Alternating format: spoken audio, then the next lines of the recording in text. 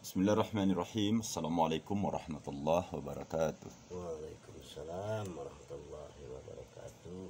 Bismillahirrahmanirrahim. Syahidallahu annahu la ilaha illa huwa wal malaikatu wa ulul ilmi qaiman bil qist. La ilaha illa huwal azizul hakim. Wa qala Allah ta'ala fil Qur'anil Karim, innallaha la yaghfiru an yushraka bihi wa yaghfiru ma duna dzalika liman yasha. Allahumma shalli ala Muhammad wa ala ali Muhammad. Allahumma shalli wa sallim wa barik alaihi. Alhamdulillahirrabbilalamin.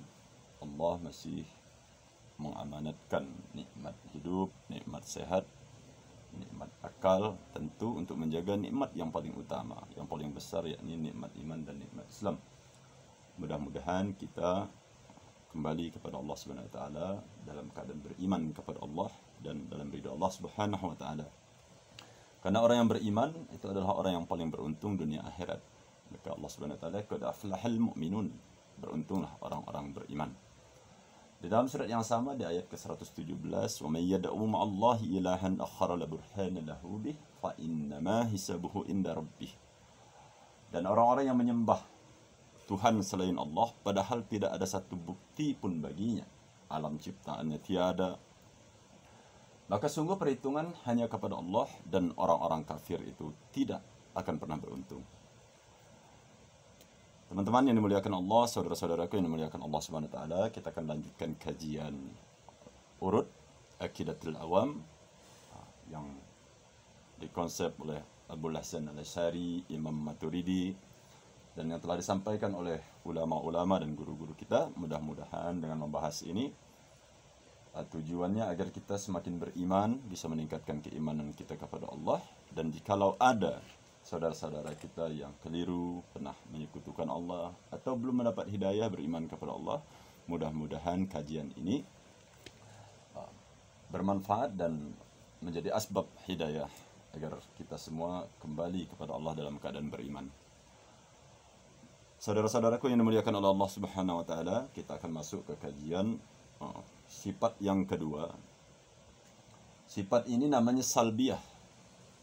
Kidam, baqa, mukhalafatu lil hawadis, qiyamu ta'ala bi nafsih, wahdaniyah. Artinya salbiyah, tersalib, terhalanglah jikalau sifat Allah ada pada makhluk.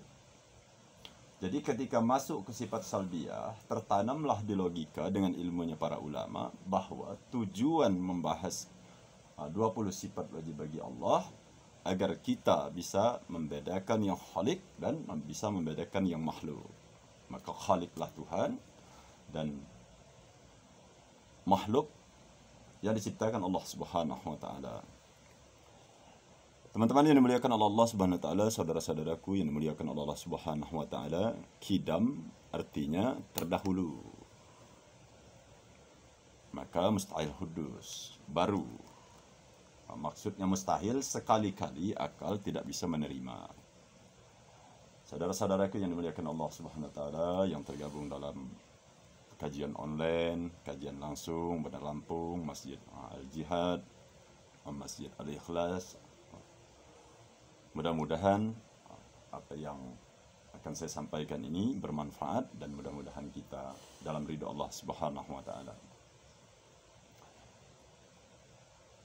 Saudara-saudaraku yang dimuliakan oleh Allah Subhanahu wa taala, kidam secara lughah, secara bahasa atau etimologi, perpindahan bahasanya terdahulu.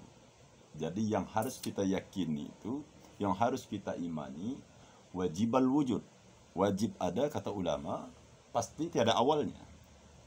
Wal awalu wal akhiru wal zahiru wa batinu. Dialah yang awal, tiada permulaannya, dan dialah yang akhir, tiada kebersudahannya, dan dialah yang zahir, nampak jelas kelihatan, dan dialah yang maha tersembunyi.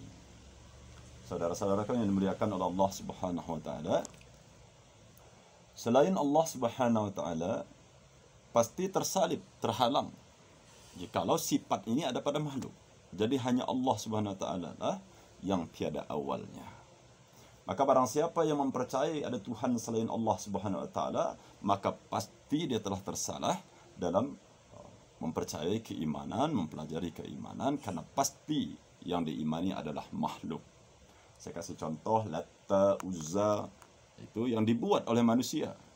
atau Nabi Isa alaihi salam yang lahir dari rahimnya Maryam, artinya ada awalnya. Jadi Allah Subhanahu wa taala yang tiada awalnya. Jadi mudah-mudahan kita semua atas pengajian ini, kajian urut ini, iman kita semakin meningkat, diperbaiki Allah Subhanahu wa taala. Kalau hanya Allah Subhanahu wa taala yang tiada awalnya, maka dialah yang mengawali alam semesta ini. Semua alam semesta ini bergantung kepada Allah Subhanahu wa taala yang wajibal wujud, yang tiada awalnya. Maka kita orang-orang yang beriman wajiblah menjaga iman dalam ujian-ujian Allah Subhanahu wa taala. Mudah-mudahan setiap permasalahan ujian Allah Subhanahu wa taala pasti akan diselesaikan oleh Allah Subhanahu wa taala manakala kita makin beriman kepada Allah dan makin taat kepada Allah Subhanahu wa taala.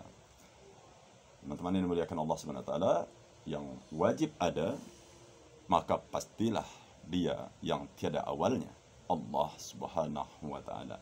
Dan selain Allah Subhanahu wa taala pastilah makhluk. Wallahu a'lam bishawab. Mudah-mudahan hanya ini yang saya sampaikan.